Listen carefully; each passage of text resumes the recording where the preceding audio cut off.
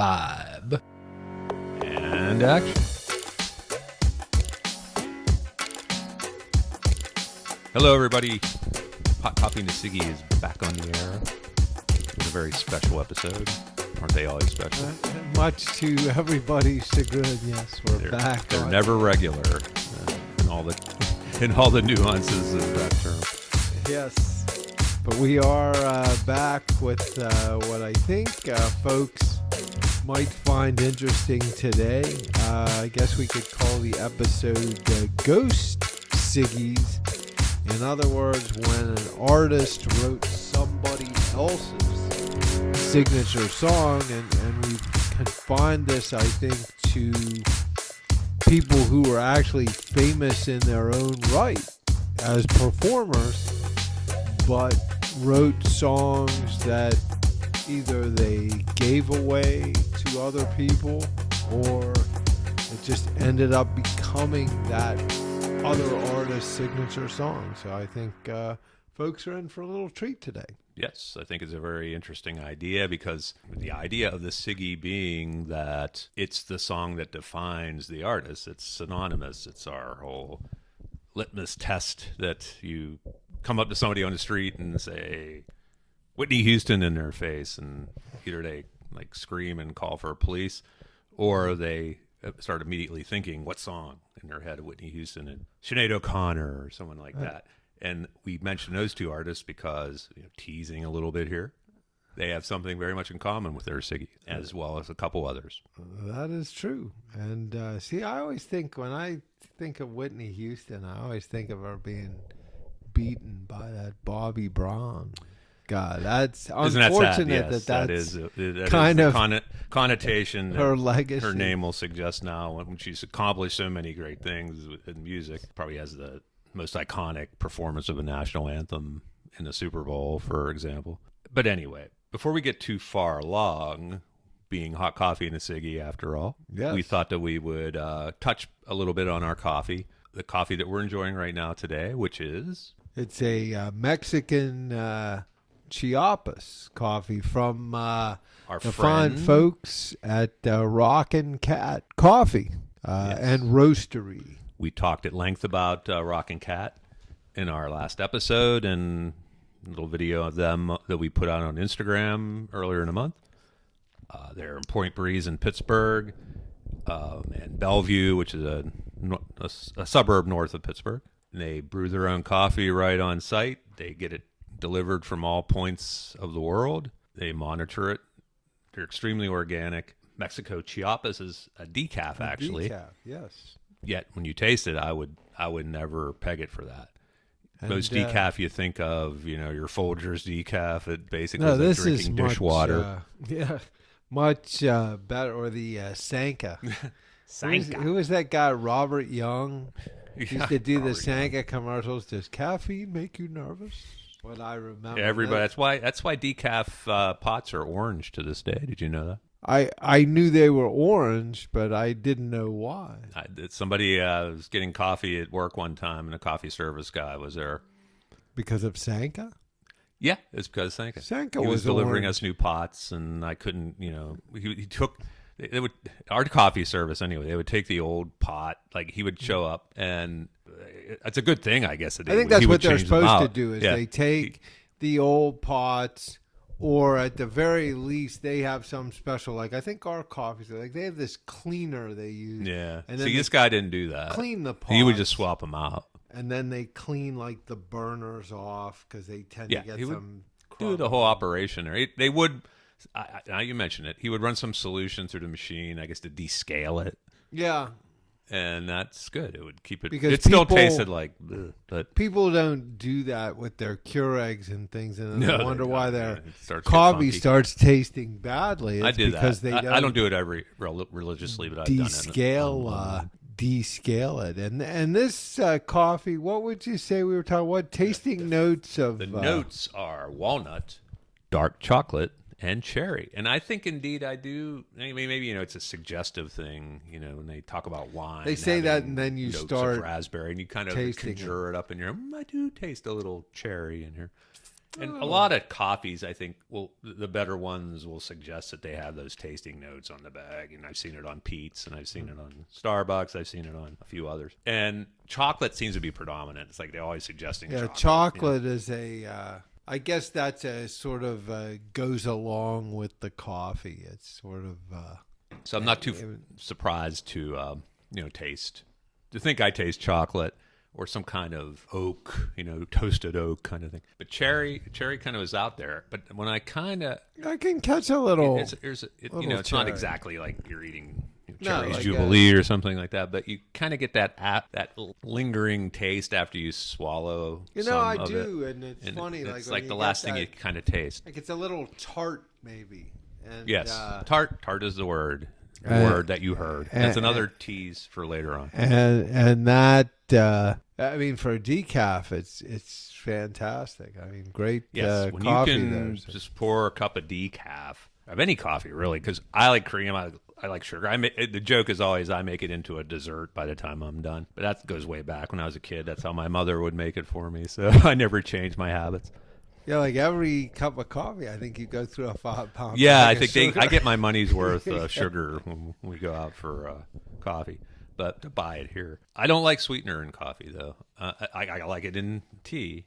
I'll be fine, but I don't really dig any of the sweeteners. Like I'm Splenda or the pink stuff, or the Diane's a pink person. She drinks the pink stuff, and it's hard to get that now because I think they have connotations that it causes cancer. They said that 30 years ago about sweet and low caused sweet and low. Cancer in laboratory rats right. because of the saccharin right. that's in it. Although we have the pink stuff at work. I don't buy the pink stuff for home use, but we have it at work, so I use it because it's there. Diane, and it's provided. My wife is a pink stuff person, and we go out. She wants pink stuff for her tea. She's not a coffee drinker, but likes tea, iced and otherwise, hot. Any kind of tea, green tea, dark tea, what have you, Earl Grey. But she wants the pink stuff. And a lot of places don't have it. No, they'll have the equal, which I think that's being phased out too. Equal's the blue stuff, and then Splenda's the yellow. Seems to be the big one. The green one is, what is it? Well, there's stevia, like whatever they call it. That's another. Maybe that's an up-and-coming sweetener. It's challenging the norm. I don't know. It could have been a contender. Monk fruit. Monk fruit's the one I like to hear. I've tried monk fruit, and it grosses me out to drink it, but it's a cool name. Yeah, it's probably had nothing to do with monkeys, but I think about is there actually some monk fruit? like a factory of monkeys making this sweetener. I have a very vivid imagination, or maybe I take too many prescription medications. Obviously, a lot of time on your hands to come up with that. That's for sure. We're doing this, right? You got it. So anyway, that's our coffee. It's we appreciate Rockin' Cat for supplying that to us. We didn't get to try it the first time around, and we finally get a chance with this episode to make some Mexico Chiapas. I asked my daughter, Caroline, our graphic designer of the show, she minored in Spanish, so I asked her what that meant. She said it just means that there's a state in Mexico, a province or something, probably where this is grown. I should have looked up in a map exactly where in Mexico that is, but probably south, closer to the equator, where they can grow coffee. That is true. So thank you again to Rockin' Cat, and we'll move on to our category of the day, which is Ghost Siggys. And teasing that a little bit before, and we'll get into some of the artists and what we're talking about. Jamin framed it very well heading in, is the Siggy of artists who did not write their own song, and that's pretty common. There's, of our 750 some songs in our list, if we ever broke it down, a lot of them didn't write their own those. They just didn't write any songs. They right, like Sinatra, for example, he didn't write any songs. Elvis wasn't really a songwriter either. He depended on other people for material, and that's why he got some good stuff and some not so good stuff. And you have a lot of that with music. Professional songwriters who never have gotten behind a mic in their life, but or commercially anyway, make a great living producing or creating songs that other artists sing and make famous. So that's not out of the ordinary. That's not what we're talking about here. What we're talking about is an established artist, in some cases even more famous maybe than the artist who performs it. And they're also songwriters, and they write, maybe even make a version of the song that becomes massive, becomes a Siggy for somebody else. And, they're the ones behind the song, and usually the artist who performs it is the one that's associated with it. And it's funny because sometimes they do it sort of like it's buried on an album of theirs or something, and it's not. Sometimes it's like that, or they wrote it specifically for somebody else, and it becomes their big song, and then they put it as an afterthought on an album, or maybe added in their concerts as a show because people like the song and actually would like to hear them sing it. They're interested in their interpretation of the song. And I am too. I'm someone who, when I find out that a song that I know or knew, and whether I even liked it or not, really, if I heard it was actually somebody else who was famous, I'll be like, I didn't know that. We were just talking about one before.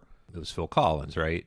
Right. And he wrote. Remind me again. That's on Loco and Acapulco, which I included on the list, even though I don't know that it would necessarily be considered the Four Tops signature. Maybe their signature kind of a comeback 80s song in the 80s. Because I think they had a couple. They had another song, I think it's called She Was My Girl, When She Was My Girl. My girl. My girl, but she was my girl. But that I'll be performing later. Was sort of don't worry, I won't tell you where. Part of their 80s popular. They had a couple songs there, but I included it just because it was written by Phil Collins. And I did not know that. And I know that song because it was in a movie I really liked.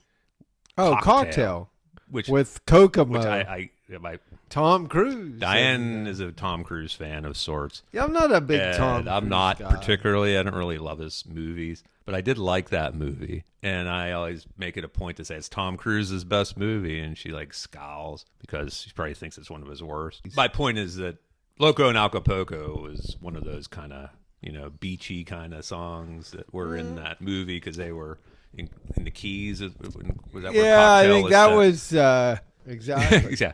So it wasn't the movie Buster that Phil Collins made around that same time. He did make that movie. Yeah, but it wasn't in that movie. I don't believe so. No. I think I saw Buster, and it was pretty funny, actually. Well, Phil but it was Collins, sort of melancholy funny. It was sort of a sad, funny kind of... It was sort of that period when he was just everywhere doing anything. So I'll make a movie. Yeah.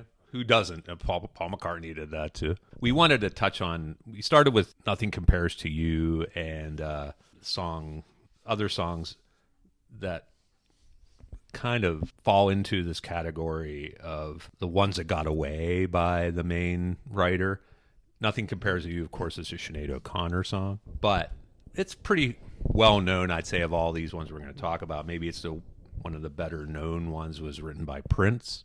Yeah, it was actually not Sinead O'Connor who wrote that. She wrote a lot of her own songs, but that one, I think she kind of regrets that it became the one that broke it for her. Well, yeah, it's kind of funny because she doesn't seem like even her and Prince would even come into any connection with each other. Yes, but Prince is big in this category. We could even do the whole show on his songs that he made that became Siggy's for other artists.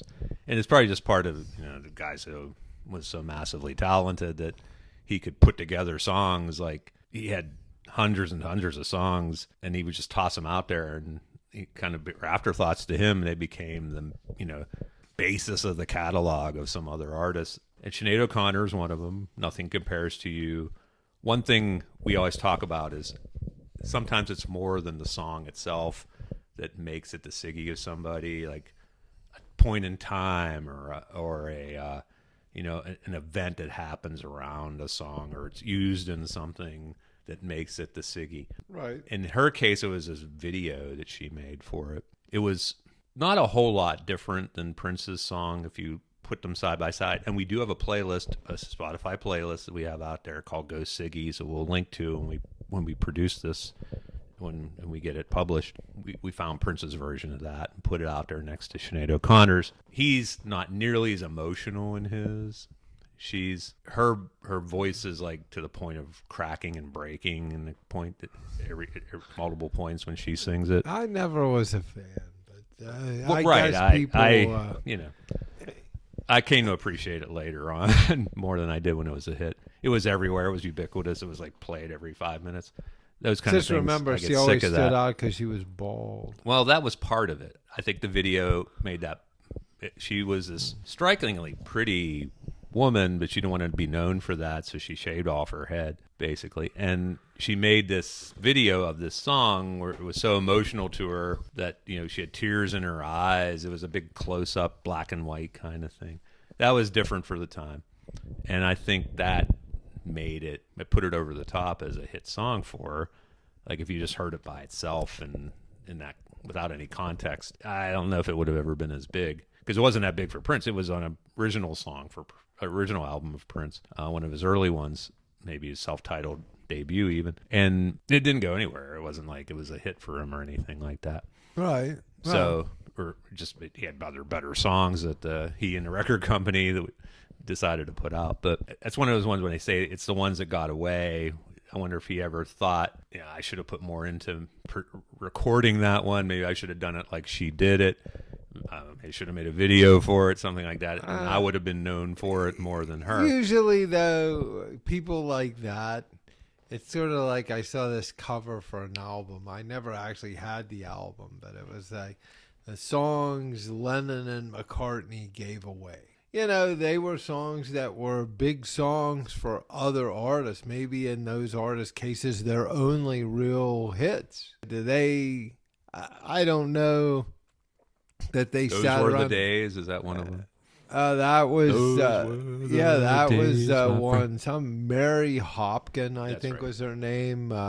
British artist. To them they were almost like throwaways, because I think, especially when an artist is getting started and coming up, they're not going to give away anything that they think is good. Their manager, if you're in the a group, producer, the rest of the group is not going to be happy with you if you give that song away. they're not good. Well, the example to that is, and it was one on the playlist, is Surf City. Surf City was written by Brian Wilson. As the Beach Boys were coming up, and Jan and Dean really hadn't made it at that point. They were kind of up and coming too. And Brian Wilson writes the song and gives it to them, and it becomes a #1 hit. As a matter of fact, he actually sang in the background on the song. And his father, who was their manager at the time for the Beach Boys, was furious because the Beach Boys hadn't had a #1 song to that point. It's like, you gave away a #1 song. He probably didn't think it was a #1 song. Sometimes these guys, they consider it's almost like a throwaway. Now, fortunately, he went on to do a lot of other things, and they did have some #1 hits, and certainly Pet Sounds and all that kind of stuff. So I think that sometimes these guys, they're not giving away anything that they think is good, and if it turns out to be something great by somebody else, maybe it means that, okay, that's the artist that should have done the song then in the first place. Right. Prince had plenty of them, and I think in his case, he just had so many. He was just so productive.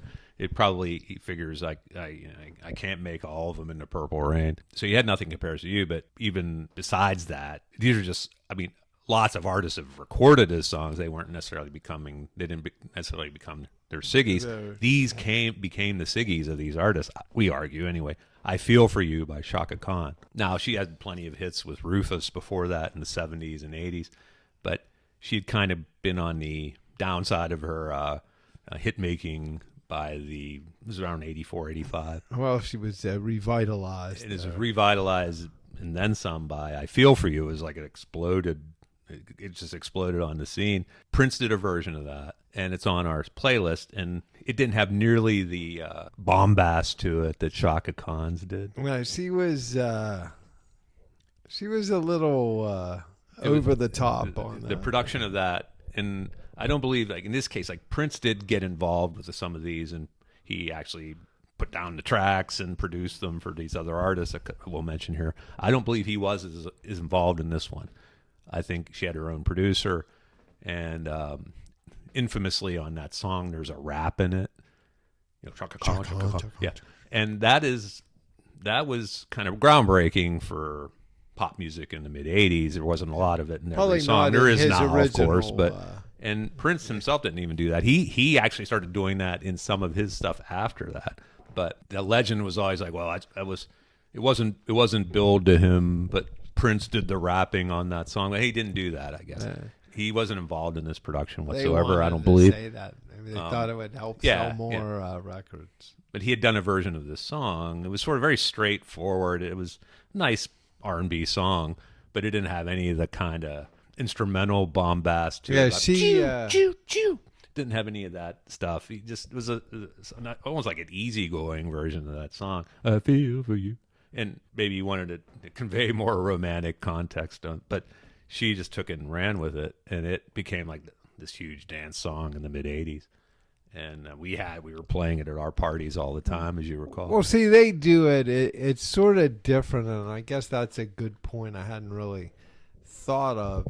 Like when a famous artist, like when Prince did that song, he wasn't thinking, well, I'm going to do this song for Shaka Khan. No, he wasn't even famous himself yet when this was He was just recorded. doing it versus maybe like those old, like the Brill Building songwriters and things, and they're saying, well, here, we need you to write a song for the Crystals or whoever, and so they know sort of what their style is like. So even if they do like a demo of the song, they do it in that style they would envision the artist doing. And we'll get in a couple examples of that later that we have in our industry strategy section of this versus, just an accidental hit. Prince became almost known like he was the gold standard of making hits for other artists. Had Jungle Love by the time, which was around that same period as I Feel For You. That was their biggest hit by far. They're a group who came out of Minneapolis like him. Morris Day and the Time. Right. And they wrote a lot of their own songs, but Prince kind of made their career. A lot of their weren't they in Purple Rain? Yes, they were. They were the antagonist. Morris Day was the villain in Purple Rain, the movie, and he did a great job. He was way over the top in it. He was more entertaining, in my opinion, than Prince was in it. And I think Prince, to his credit, gave him that. I wonder where he is now, Morris Day. I think he's still alive. I think they still tour. I don't know if they're called. If he just tours as Morris Day. Okay. And maybe he got rid of the time. The two guys in there, Jimmy Jam and Terry Lewis, they became big producers for Janet Jackson. And that guy who held the mirror, the group, Jesse, I think. Jesse. Now Jerome. I love that song. And again, that was Prince. To his credit, I think he put down the track and produced that for them and encouraged them to put that stuff into it. It wasn't like an accidental hit for somebody else. And another one just like that is "Glamorous Life" by Sheila E., which again was around that same. Was in the car on the way down. That was think of the period. He had come out himself with Purple Rain and had all the hits that were in Purple Rain. "I Will Die for You," and he also has these hits by all these other artists that are out there at the same time. And then they had this big thing all the time with Michael Jackson versus Prince, who was better. And I think it's where the check mark goes to Prince for being like productive for other artists. Michael isn't particularly writing hit songs for multiple other artists. He might have written a couple. I don't know. He wrote some of his own, but I can't think of a case, other than the Jacksons themselves, where he might have written with Janet Jackson when they did Scream, that song. Maybe that song he did with Mick Jagger. Which song did he do with Mick Jagger? State of Shock. Oh, okay. There we go. Actually, that was the Jacksons and Mick Jagger. But I think it basically was a Michael vehicle there. But they are always during that time, whether it was manufactured or not, there was always the Michael Jackson versus Prince rivalry. And I think Michael Jackson was fine with Prince. Prince didn't really want to be associated with Michael. We talked about that in our last. I guess after Prince Michael's didn't show up at the hair caught we on Are fire, the World. it was all over. He didn't want to show up at We Are the World predominantly because he didn't want to share the spotlight with any of them, but mostly Michael Jackson. So, but as far as producing, Huey Lewis got his he got his slot and did a great job. Prince gets the nod for producing big hits and arguably the Siggys of multiple other art. And there's even more that might have been. They were close to being Siggys for some other artists, and the Bangles, for example. He produced he wrote their song Manic Monday. Yeah, which doesn't seem like a Prince song at all. No, really. I don't think there's a recording of that out there anywhere. I didn't find it anyway. But Manic Monday, I don't consider it their Siggy. I think a lot of people would. What do you think it is? Walk Like an Egyptian? I think it's Walk Like an Egyptian. And not because I think it's a better song. I just think it became a kind of an iconic song of the time, particularly because it kind of almost tore the band apart. They got all jealous of Susanna Hoffs in that song. She was getting all the attention in the song, even though they all split the vocals in it. And it was this whole thing where they... Is she Greek? Oh, I have no idea. I don't know why. I thought Billy used to always say she's Greek. Our friend Bill, who wants every hot woman to be Greek because he's Greek. I don't know. I have no idea about her. She was very attractive. She still is. She's about maybe even a little older than us. Maybe? Right around our age. Yeah, I guess that perhaps even they a little were older. Famous when we were in college. She still performs. And the Bangles have gotten together and broken up several times. But she'll still perform solo. And you'll see videos of her. If you've watched any Bangles videos, and I did over the years, suggested to look at a clip of Susanna Hoffs. And I don't need too much encouragement to watch a video of hers. So if you look her up now, you would be impressed. She's still pretty attractive. Let's check that out. And I always thought she had a great voice too. So that's one. If that had just been a little more successful, or if they had never done Walk Like an Egyptian, I think Manic Monday would probably be their second in line as their Siggy. And that's a song of his. And that was probably their first. It wasn't their first hit. I think Hero Takes the Fall was their first hit. And I don't even remember that song. That was like on their first album. And then Manic Monday was their next one, I think, and it kicked off that album, I think. My memory's fuzzy on that. That was his song. He had written it. And that's a case where I think he had seen her. He was smitten with her. And that happened with Prince with a couple other artists. I wondered if they dated ever. I don't know about that. I never can tell. But I think he wrote a song with her in mind to sing that. Well, sometimes the artists have a certain, I think, I didn't even think of that one, and we didn't even put it on the list here. My Way, Frank Sinatra, Paul Anka. Well, that's right. I think there's probably a lot of candidates for Paul or for Frank, but that we had arguments about whether that was his Siggy or not. But I think Paul Anka though wrote that with Sinatra in mind. Yeah, it would be smart of him to do. Yeah, to do. Although Paul Anka was famous at that point. It didn't matter whether Frank Sinatra did the song or he didn't. But I think he even called him and said, "Well, you should record this because it's good, and I had you in mind when I wrote it." Yeah, I bet a lot of people don't know he did that. Because I think he wrote that song. They think maybe Frank himself wrote it, or it was like Frank's career wasn't exactly at the top at that point in time. Like late 60s, he wasn't really at the top. I mean, the guy he was always at the top, but he wasn't quite like he was. I think even Dean Martin might have had some more hits at that point, was better at staying relevant. But another one, we talked about the Four Tops sort of staging a comeback after kind of being away from the action. Yeah, big songs in the mid 60s, in the 70s, yeah, and then just kind of going. And that happens to every artist eventually. Well, Four Tops, I think, had actually started in the late 50s even they were still singing. They just hadn't clicked with anything. And then I think once a lot of those artists got to Motown, then the Motown magic machine, or whatever they just came, and then they had good songwriters, good arrangers and things, and so the songs were good. Another artist that had hit it big in the 60s, kind of was off the charts by then, was Tom Jones. Yeah, Tom Jones. But he staged a mini comeback when he did a cover of Kiss by Prince. And that got him on MTV, and that got him on TV shows. That got him back on, he could get launch a tour again. He might still be around, Tom Jones, doing some performing. And it was probably more of a novelty that he, did a cover of Kiss, and the video is kind of funny and everything of that, of him, doing his thing, swinging with it. Well, and he put his own spin on it, and I think it was very cool.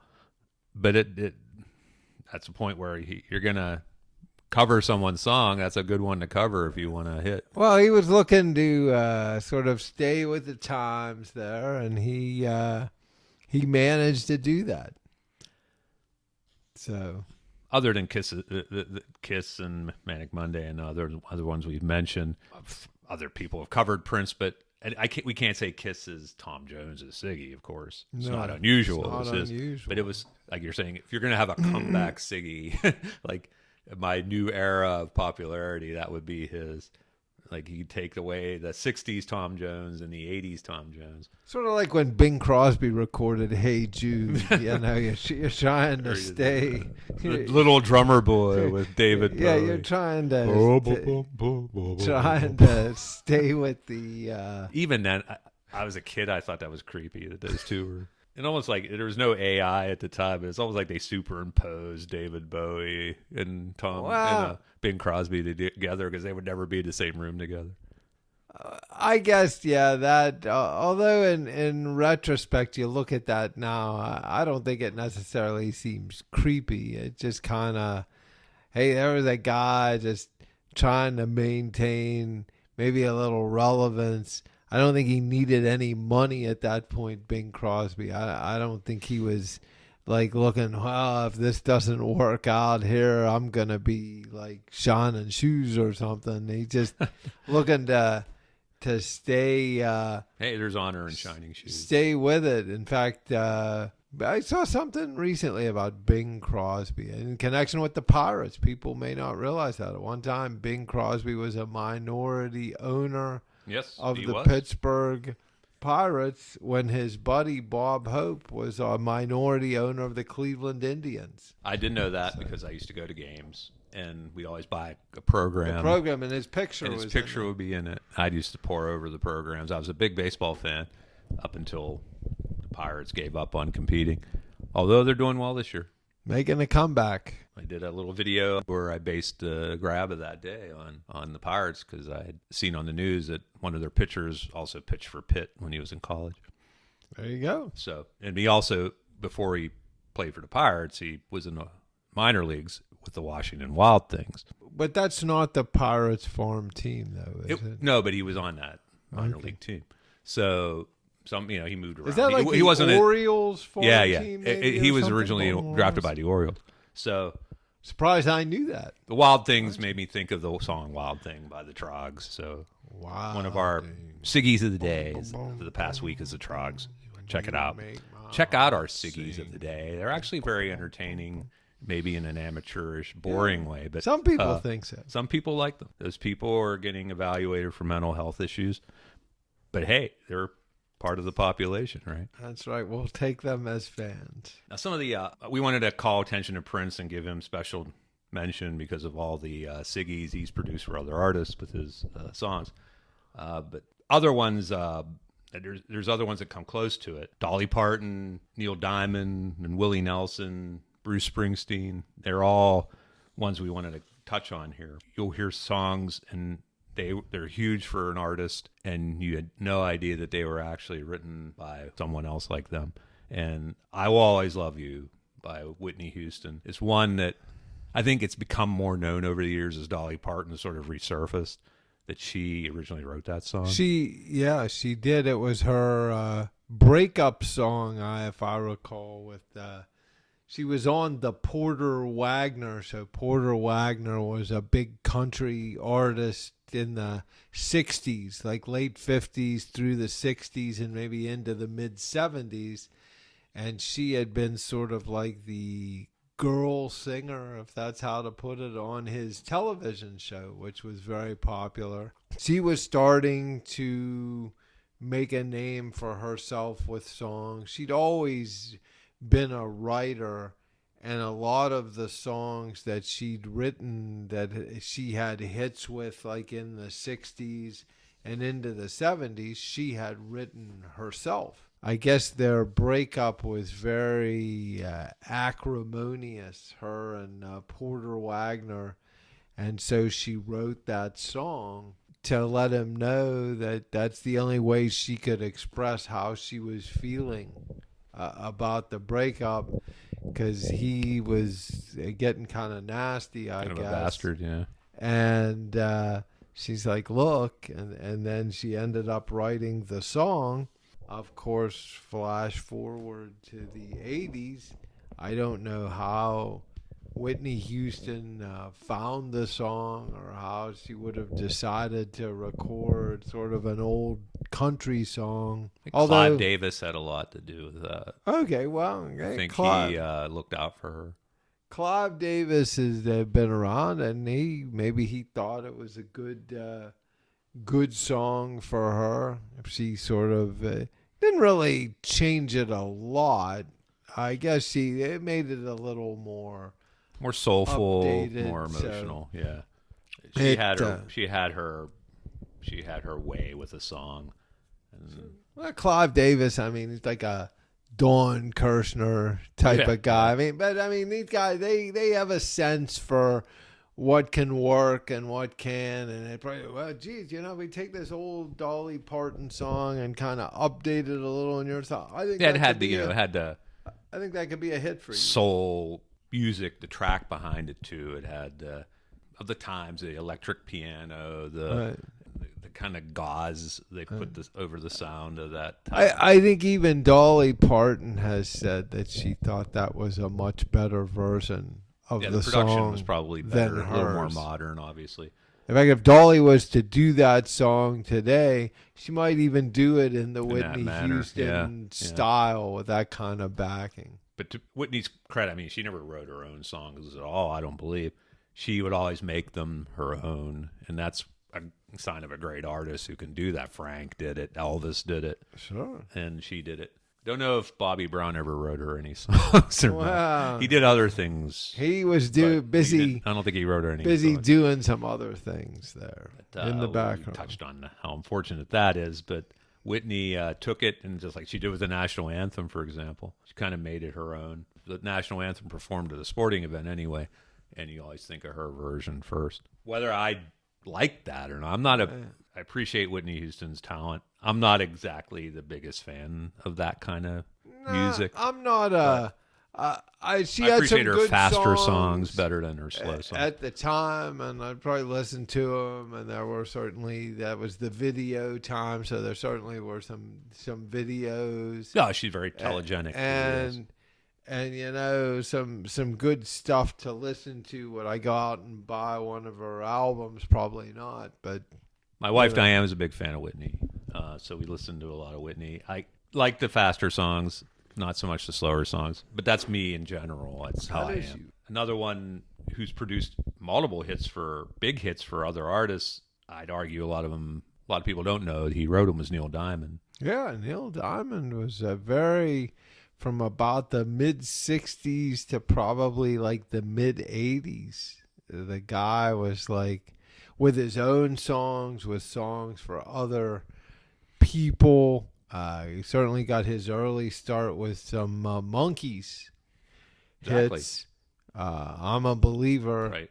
Which, if you hear the song and you know Neil Diamond, especially his style at that time, like some of his early songs, like Cherry, and Kentucky Woman, Right. and some of it had that same kind of beat. So okay, yeah, that I can see that as a Neil Diamond song. I think he did "Little Bit Me, Little Bit You," which was another Monkey song. I think that was one of his too.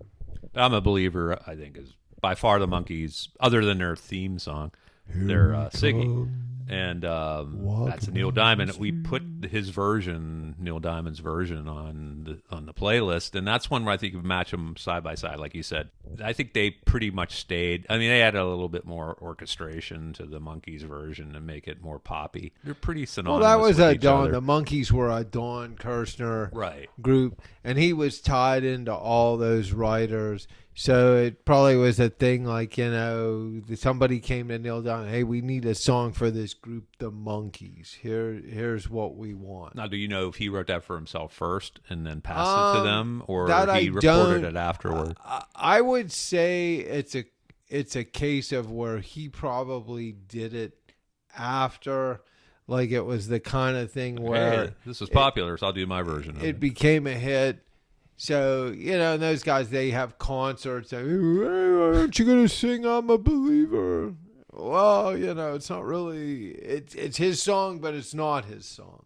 But Right. And that's the kind of the slogan that might be behind this whole episode. It's his song or her song and not their song at the same time because somebody else made it. I mean, they certainly could perform it because they wrote it. Yeah. But it's the a majority are always question going to of- associate it as somebody else. They don't necessarily love performing those songs sometimes, but And it isn't the only one he's known for. It's somewhat known for. I think things change with the media having exploded with so many things like TikTok and Instagram and people learning more in general. I think about something that they wouldn't have heard or learned before unless they learned it by accident.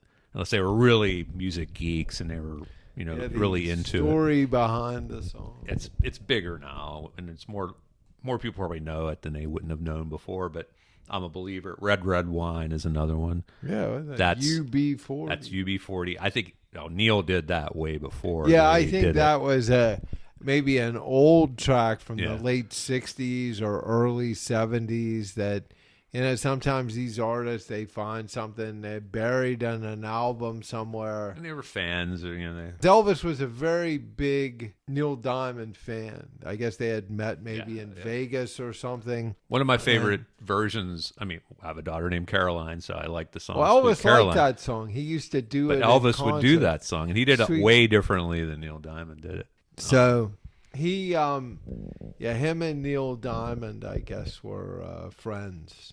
Now, did Elvis ever sing Crazy?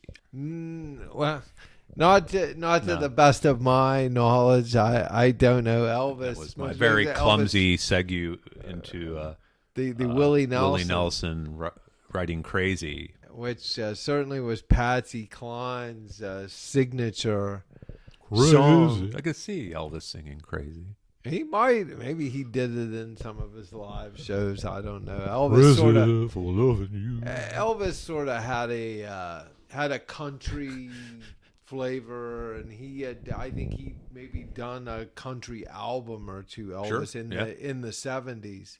Willie Nelson. I mean, there's a guy still kicking, still touring, still a huge name, but started out basically as a songwriter. Could not gain acceptance as a performer in Nashville, which in those days, I don't know about today, was a very sort of tightly regulated bit. Like they would tell you if you could be a star or you couldn't be a star. So the only way he could break in was by being a songwriter. And Crazy was his first one of his first big songs. There's another one that's on the playlist, a song called Hello Walls, Yes. which was a signature song for another country artist who was big then, Farron Young. And in fact, I saw some story somewhere once where Farron Young said Willie tried to sell him the song for like $500 because he needed $500. He was in pretty dire straits in those. This was like 1960, and I guess Fair and Young like to try to help up and coming people. That's one of the things he was known. One of the things he was known for, I guess, in Nashville.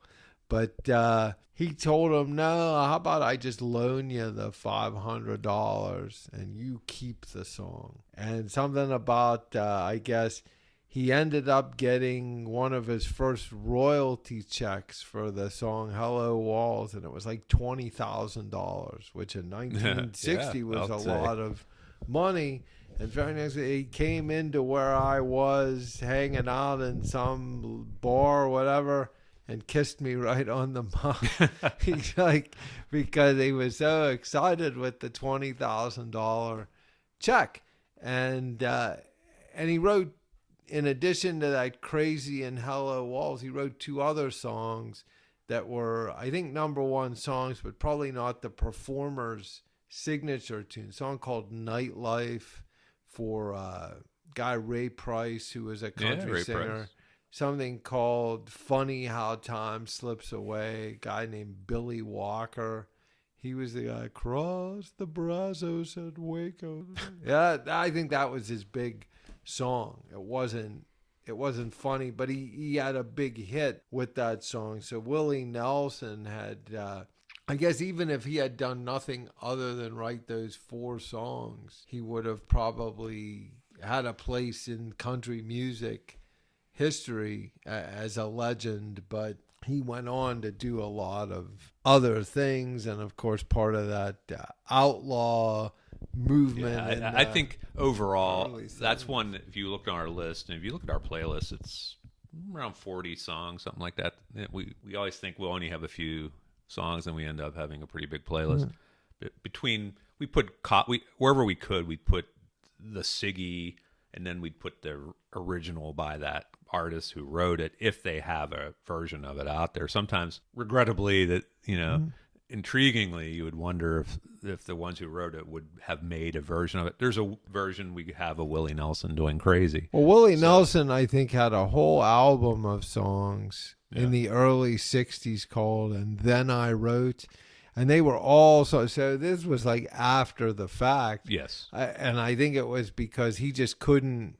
He was trying so hard to gain acceptance as a performer that he's like, hey, look, I'm the guy that wrote all these songs that you love. Why can't you accept me as a performer? And it took probably another few years, really into the 70s, before they finally really did accept the guy as a singer, as a performer. Willie finally got his eventually, but it took him a while. Example of somebody who was massively successful on his own, but also produced Siggy's from multiple other people, sometimes happily, sometimes not. Bruce Springsteen. Yeah, the boss. Now, Bruce has a couple on our list that, I mean, obviously many people have covered songs of his. A lot of artists tend to like to cover his more, introspective type songs like The River. Right. We were talking in our Play Renegade episode about the Clarks, and they were Bruce fans, and they did a cover of The River, and I think it's very good. In this case, there are a couple of different songs, and there was almost some that were almost Siggy's for the other artists too, of songs of his that he originally did. Blinded by the Light is a big one. The Manfred Mann Earth Band did that. Yeah, that was late 70s, I'd say 77-ish, something like that. It was a big song. I just starting to get into music. I really enjoyed that song for some reason. It was very kind of theatrical, bombastic, almost Meatloaf kind of way that they, had like they the did organ. that. Yeah, and I was just starting to get into music, and I remember vividly listening to Casey Kasem's American Top 40, and the week that became #1, I think it became a #1 song, and I think I recorded it on my little realistic tape recorder player off the radio. It's like I couldn't go buy my own records yet or anything. So, but I really enjoyed that version. I had no idea who Bruce Springsteen even was yet. Probably I was only 11, I think.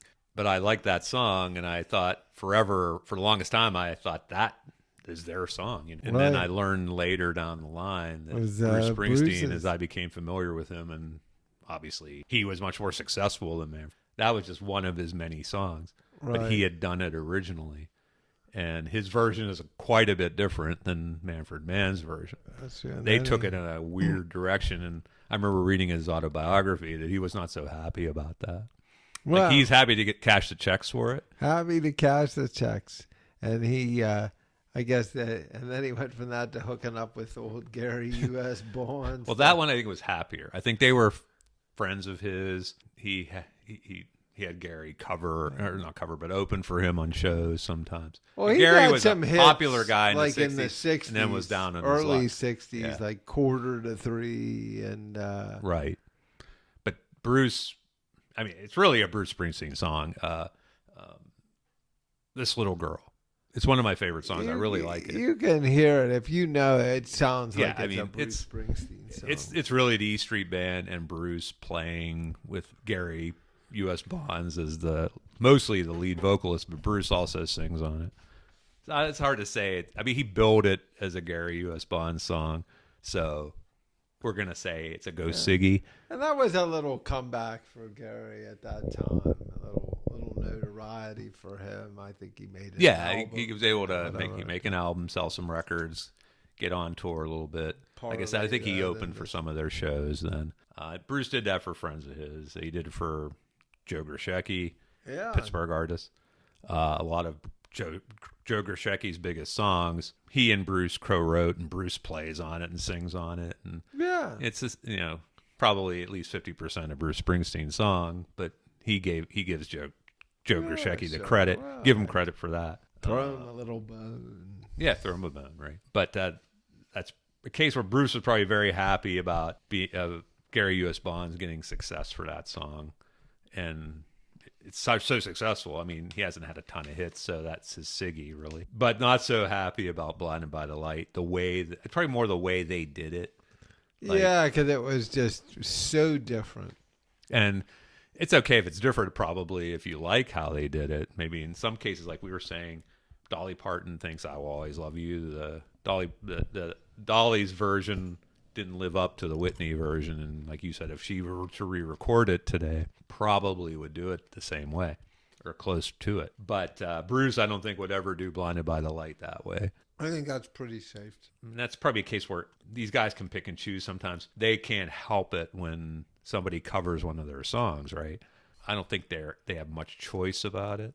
I think if they hear about it, I don't know if an artist tends to ask another artist if they mind if they cover the song. I would guess that I doubt that Manfred Mann. I don't think Manfred Mann approached Bruce on that. In fact, I can see him not even knowing. And at that point, I don't think Bruce wasn't as big as he became. Yeah, so he was probably quite happy to get some income if somebody covered it. Yeah, I'll take that check. I'll take that check. There's another song that we have to talk about that Bruce Springsteen created and became a Siggy for someone else. That would be "Because the Night." It became the Siggy of Patti Smith in the late 70s. Now that song, she didn't really make it her own so much. It sounds a lot like Bruce Springsteen's version. It's just a great song in its own right. So, and she's an iconic alternative punk female rocker of that era that there weren't just many of, and just her doing the song. It was a lot like Susie and the Banshees doing Dear Prudence, the Beatles song. Just the mere fact that they did it was kind of iconic. It wasn't a whole lot different than the Beatles version, but it didn't really have to be. It was just it was signifying. It was kind of redeeming the importance of that song, that a high profile, they weren't really punk, but new wave, kind of post-punk, and they did a nice job on it. I don't really like that song in general. They did a nice job on it. There's many other songs that I think are better, but that is their Siggy. Patti Smith as well. She had a lot of her own iconic songs, but her "Because the Night" is regarded as a big deal. and it was well done. But like I said, it's not even that much different than Bruce Springsteen's. So you were touching on this earlier. You're asked by the common producer you might have with somebody else or the record company or what have you. Can you knock off a song for somebody in our group here? A couple examples of that are on this list. The Bee Gees are one of them. Barry Gibb specifically. That guy was writing like everything. Yeah, Barry Gibb was really big at the time in the late 70s. Probably as big as Prince might have been in the 80s with the songs that they wrote for other people that I don't even think people realize. I think there's a lot of songs people do not realize. He wrote like Barbra Grease. Streisand. He wrote. Yeah, they had that duet. Not Island, it's a Scream. That's Kenny Rogers. And got nothing to be guilty. Guilty is the one, yes. And he wrote that. They kind of sing on it. So any song like that, you hear the Bee Gees in the background, you could probably guess Barry Gibb wrote it. Grease is not one of those. No, Grease was just straight up Frankie Valli. And that was Frankie's one of those. I wouldn't call Grease his signature song with the Four Seasons. He wasn't with the Four Seasons when he recorded that. But he was solo. When he was solo. I don't even know that Grease would be his solo signature song. It might be that song, My Eyes Adore You. And that's more on the vein of a Four Seasons song. I mean, it's like some songs are out there that are billed as Four Seasons alone. They're billed as Frankie and the Four Seasons. They're billed as Frankie Valli. It's kind of hard to know the difference there. I saw something. It was one of these things that came up on my feed on the internet. It was about Grease. I guess Frankie Avalon now has a podcast. So why not? He's really the guy has some good stories. A little better. And I want to say, of course, he was in Grease. He was in that beauty school dropout. And if I'm remembering this right, he said they came to him about the movie and they said, we'll give you a choice. You can sing the theme song or you can be the beauty school dropout guy. And he said, I picked the beauty school dropout thing. Probably because he'd appear in it then, right? He'd be in the movie. Yeah. Versus singing the theme. Frankie Valli was not in Grease. I don't think he was. Now, it's not a surprise given the time period when you learn that Barry Gibb wrote Grease because he was writing everything like we talked about. And Grease, why not? I'm sure was it RSO Records? That Robert Stigwood, who was like their management and he had those. Of course, the Bee Gees themselves had all the disco flavored kind of stuff then, the Saturday Night Fever soundtrack. They wrote that, Barry Gibb wrote that big song, Islands in the Stream. It was that Kenny Rogers and Dolly Parton. Right. Which was a big duet at the time. Everybody wanted to write with the Bee Gees or perform with them and have Barry Gibb, even Barbra Streisand, as we said. Grease is probably the song I would say stands out in that it doesn't have that Bee Gees trademark flavor to it. No. It's like in fitting with the movie, it's almost like a musical number, Exactly. Something you'd hear on a Broadway thing. Yeah, because it's, the Grease technically, I guess, set in the 50s or whatever movie. I wouldn't say it's a 50s flavored song either, but no, it was a good song. I think Grease was a great song. And it kicked off the album, it kicked off the movie very well, I think. And of course, Barry Gibb wrote for his brother, Andy. And Shadow Dancing, we consider Andy Gibb's signature song. It's basically a Bee Gees song. Well, they said that album that the Bee Gees did called One. Yes. That was supposed to be the album. He was going to join them and be a part of the group instead of a solo. And then he died. So he never ended up joining them. And that was why the album was called One. Yeah, really sad story. Yeah, he was so huge. In their shadow, of course. And that probably kind of haunted him. But he was very effective in his own right and had many hits. And went on. He got involved with Hollywood actresses, Victoria Principal. Yeah, was one of I think he was briefly a host of Solid Gold, wasn't he? I think he was with Marilyn McCoo. Meryl McCoo, yeah. But he had substance abuse issues.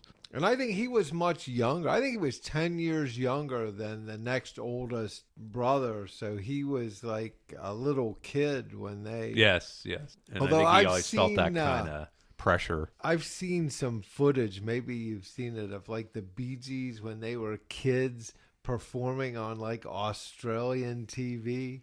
I think so. Yeah, that's like kind of funny, but they Yeah. were like entertaining performers, like wearing these little plaid vests or whatever. Right. And yeah, so they started as like young kids. So it's too bad that they did not, that could not happen. They probably could have helped bridge the gap when the Bee Gees themselves got much older. And I think the two twins were older, right? Were they older than Barry? Younger. Are they younger, really? But they both passed before him. That guy had a brilliant mind and a brilliant ability in his time for producing hit songs. And that's an example we were going to kind of try to get into here. Was in some cases it's accidental. You wrote a song, you even performed the song, somebody picked it up and performed it and became bigger with it, and you kind of lose that song, ones that got away from you. But then others where it's purely, they're Neil Diamond, Barry Gibb, they're writing for somebody else. They're trying to, like you were saying, they get a flavor for what they're trying to write for, and they build a song around that.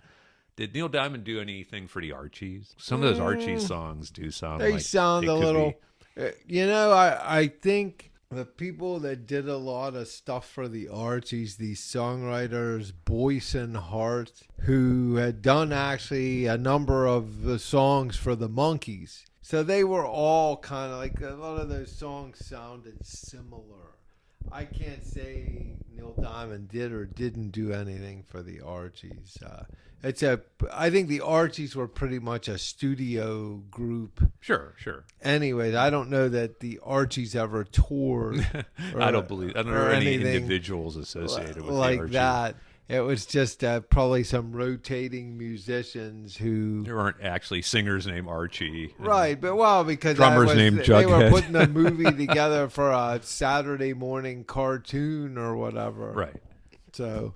I was an Archie. Yeah, they had Sugar. Yeah. They're certainly the Archie signature song. So that's a case where it's good business for an artist to, even if they're successful performing on their own, if they're able to write something to make a hit for somebody else, why not? It's the money's all green, right? So, it's the gift that keeps on giving. Get those royalty checks. As we're going along here, we could do like kind of a lightning round of ones that we came up with that are notorious songs, and some are even maybe a little bit newer for our younger listeners, if we have any. But starting with a big one, though, is Respect by far. Aretha Franklin's Siggy. But I bet a huge segment of the population who may love that song, it's an anthem for women's rights and everything else, is actually not her song. It was not written for her. It was not written by her. No. It was written by Otis Redding. Dock of the Bay, which would be his signature song. So it's interesting that we put the Otis Redding version of Respect on. I never know whether I heard it. It's different. It's certainly different. It's not like hers was a little faster. Yeah. It was slower, a little more bluesy. Much like Whitney Houston, she made a song her own once she took it on, and she definitely changed that up. And she knew what she was going for there, and what she was trying to achieve with the listening public at that time. Right?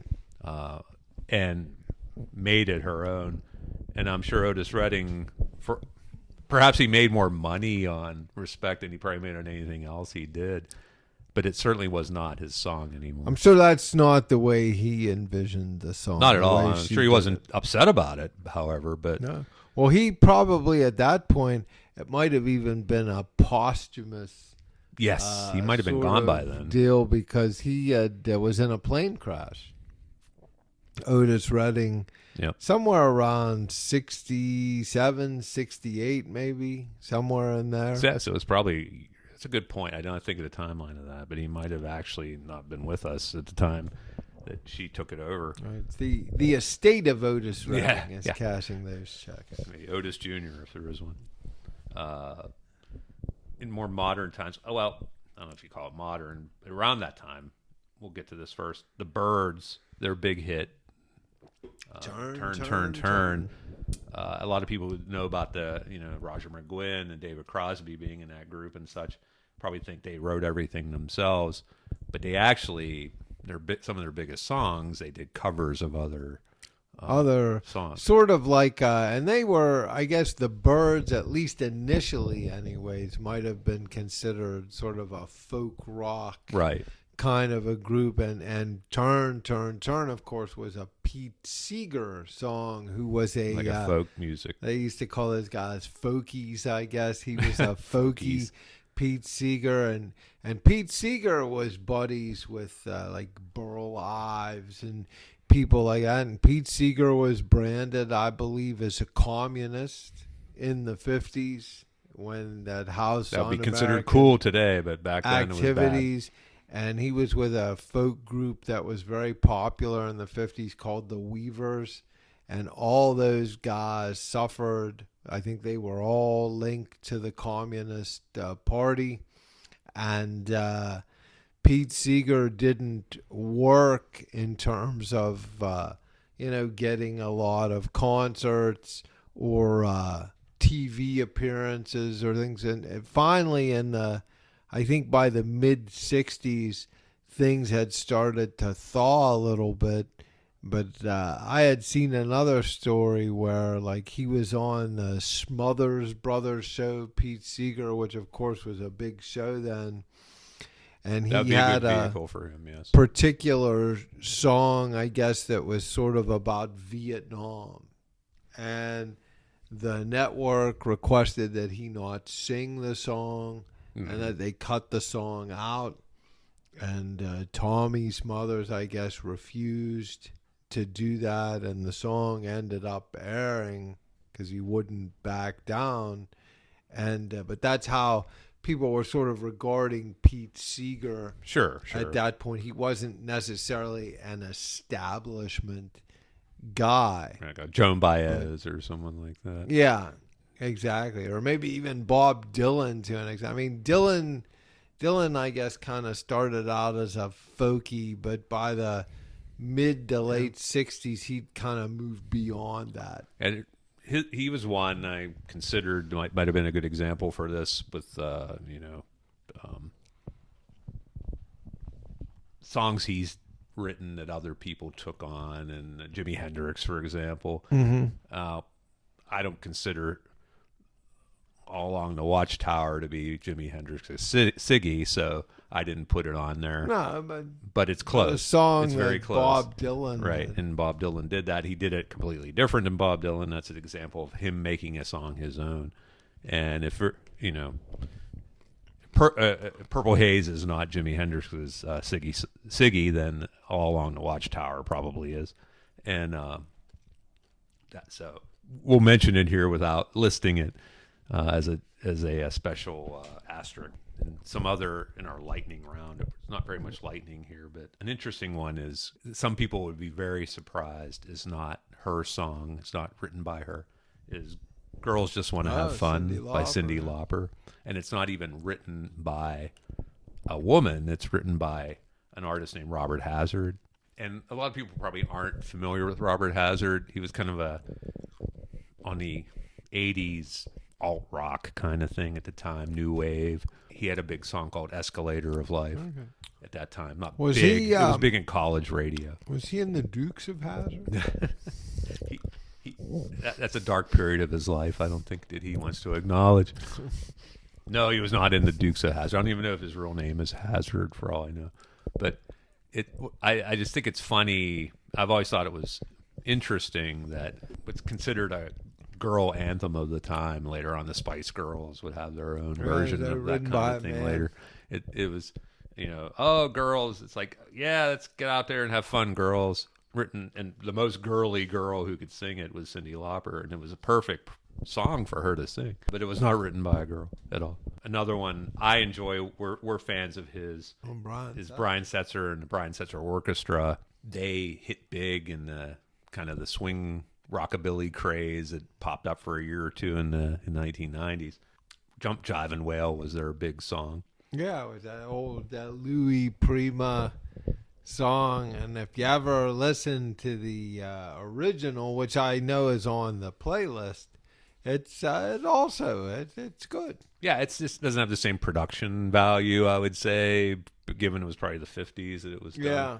But it pretty much pops the same way as Brian Setzer. Brian Setzer stayed true to it. I think he knew he had a song with good bones, Right, and he added. That's the version people would certainly, even though Louis Prima was probably long gone at that point, I think a lot of people would have enjoyed his, would know his version as the one. And I'm a big fan of Brian Setzer Orchestra, and I'm very happy. Like, for a while, he had a medical condition where he couldn't play his guitar any longer. And I think it's since Maybe he's back. I don't want to call it Parkinson's, but it was some kind of condition like that, and it was affecting his guitar playing, and he couldn't play, and that was the saddest. It's hard to imagine a sadder thing of someone who is such a prolific guitar player like him losing the ability to play. That must be killer. It must have killed him. So I was glad to hear he was coming back, and he was going to tour at the Stray Cats again, I think. So that's good. Coming to your town soon. Kind of a modern take on this with a newer version is Bruno Mars. Bruno Mars is very prolific hip hop and R&B artist of the last 10 years or so. Sure, you're a big fan, I know, of Bruno Mars. If he was from Mars, then I'd say he's really got something going there. But he has a couple that we would put on this list too. That whether they were songs that got away for him or I don't know the history of them. Whether he took on the assignment to write them for somebody else. But it's CeeLo Green. And it's kind of a controversial name in music, but I think he has a very distinctive voice. He started out in that project called Gnarls Barkley with the song "Crazy." Not to be confused with the Barkley, Patsy Cline "Crazy." No, right. But he has a song. It goes by two different names. The one that gets played on the radio for obvious reasons is called "Forget You," but the more colorful version of that song is the FUCKU version of that song. But they're the same tune with slightly harsher lyrics in them. But that's a Bruno Mars joint. Let's put it that way. And it's something I didn't know till I was looking into things like this when we were getting ready for this episode. And I'm like, wow, I really enjoy that song. I'm not so sure I enjoy the explicit version of it too much, but as a geezer that I am now. But I really enjoyed just the tone of that song now, learning that he wrote it. And it was like, well, okay, that makes sense. And is that one he gave away? Is that one he just didn't do himself? But it was interesting to me to learn he wrote that. Did have a good tone. I just was looking here at the playlist that we had, and just a couple people maybe we didn't mention that I included on here, and you might say, well, by all means, yes. Why did I include them? Well, I picked this, and I guess we could argue another time whether it's... You did add. I didn't even see... You just added these this morning. Barry Manilow's signature song is I Write the Songs. I would say that it is. You'd probably say Copacabana. I definitely say Copacabana. But we've had this debate before. I included it because it was one of the few songs of his that was a big hit that he did not write. Yeah, we have talked about that. Whether you consider it a Siggy or not. Just like Girls Just Want to Have Fun. And the fact that his big song is I Write the Songs, and he didn't write that song, I think is pretty interesting. And it was written by a guy named Bruce Johnston, who was a longtime member of the Beach Boys and had actually come in the mid-'60s when Brian Wilson had a nervous breakdown and had stopped touring. Where the Boys Are was another one, Connie Francis's big song, actually written by Neil Sedaka back in 1960. And, of course, I think that even then probably became her big song because it was the title song from a movie, Where the Boys Are, which was basically, I guess, about spring break in Fort Lauderdale, where kids used to go. He's a Rebel, the Crystals, one of those 60s girls groups, was written by a fella named Gene Pitney. And Gene Pitney had a number of big songs on his own, like The Man Who Shot Liberty Valance, 24 Hours from Tulsa, Last Exit to Brooklyn, etc. So he had actually written that. He also wrote a song that was a hit for Rick Nelson, not his signature song, but a song called Hello, Mary Lou. That was a Gene Pitney Yeah, that's, I would say, song. Garden Party is Siggy, but that would be a close number 2. And I put Nothing's Gonna Stop Us Now on here from Starship, which I That's think interesting. was there. Yeah. I know that was an offshoot of the original, the Jefferson Airplane, the Jefferson Starship, and then. But I would say that's Starship's big song. We could. The most notorious, of course, What are you is gonna say, what's considered. Sarah?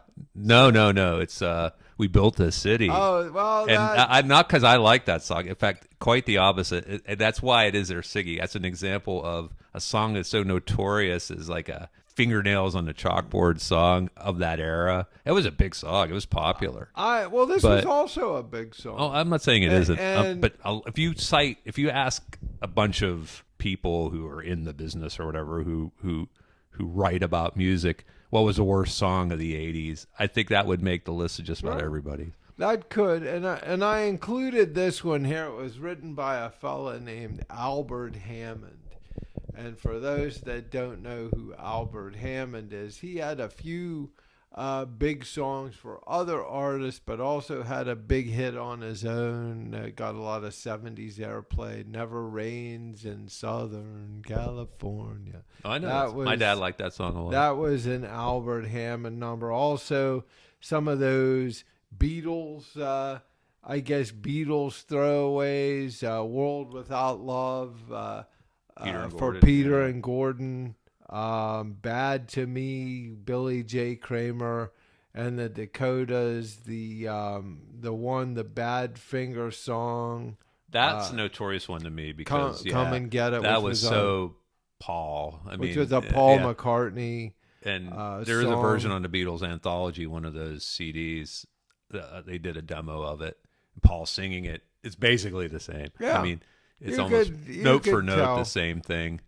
And I think he instructed them to do it exactly that way. They were under contract to Apple, right. so technically he's their boss. So I remember there's one of his biographies. He was like adamant. He's like, I got those guys in a room, and I'm like, here it is. Don't change anything. Just sing it yourself, but do not he knew change it was anything else a hit. about it. Yes, He I knew know it was a songs, hit. and I know this will be a hit, and it was.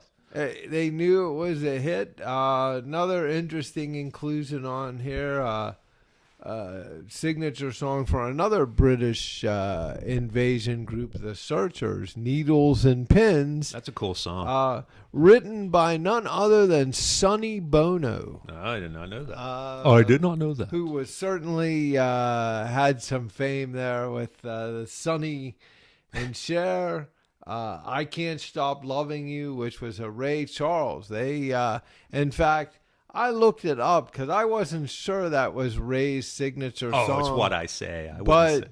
But when I looked, I said, what is Ray Charles' signature song? According to the internet, they're saying it's this song. The internet is wrong on that, my friend. But it is What I Say. But in any case, I Can't Stop Loving You was written by a fella named Don Gibson.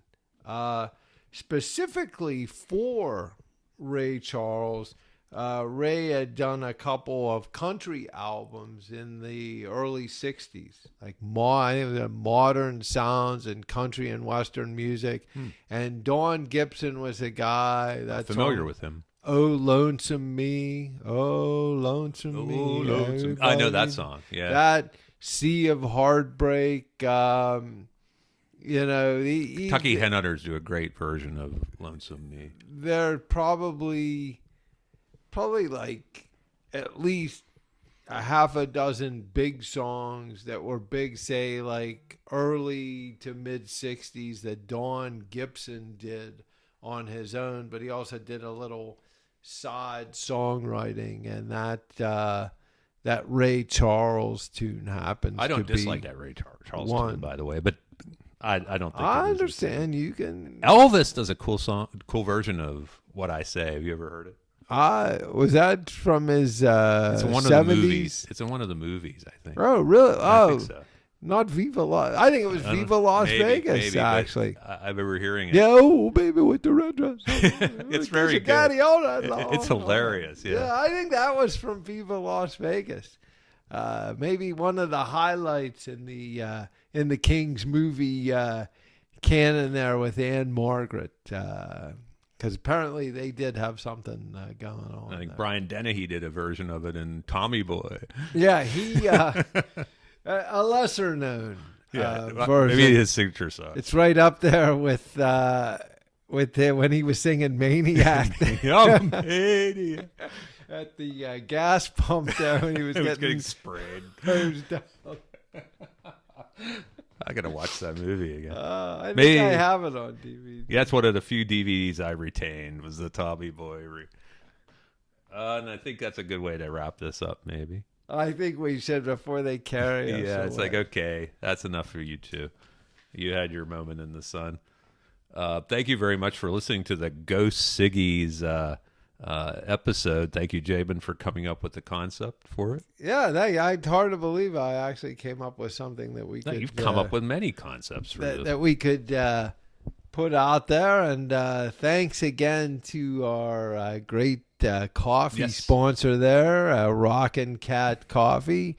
2 locations, Bellevue and Point Breeze, to serve you better. And also on the web at www.rockincat.com. Yes, no G, Rockin' Cat. Rockin', right. All right. Invite you to tune into our daily Siggy of the Day on Instagram that we're Yeah, people seem to like that. recently had our 100th post that we put out there. We did one every day so far this year. Still about 600 more songs on the list to go. So The trick will plenty of be material. remembering Yeah. which ones that we didn't. That's do right. before. I kind of want to kick myself for not maintaining a database. I really did not do that. I didn't think we ever get this far with it. I thought by January 10th we'd probably given up on it. Well, no, we've managed to keep it going. So I'm kind of, what did we do this one before? I did one the other day, and I couldn't remember if we had done it before. Cool in a Gang, and I'm like, I suppose it probably did we doesn't do matter. Cool in a Gang before? And that was our 100th actually. Okay. I thought Celebration is a perfect or song to do for a 100th version of the Siggy of the Day. Yeah, tune in Instagram and search on Siggy or Hot Coffee and a Siggy.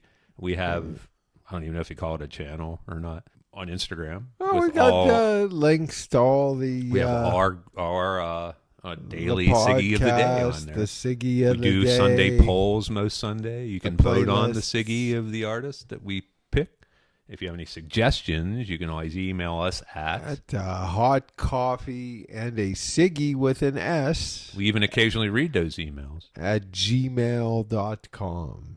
And, of course, our hotcoffeeandasiggy.com on the web. And on Instagram, or I'm sorry, on Spotify and YouTube. YouTube, we're everywhere. Search for Hot Coffee and a Siggy, and you'll get our episodes. That is correct. So thank you, and have a great, significant day. Take care.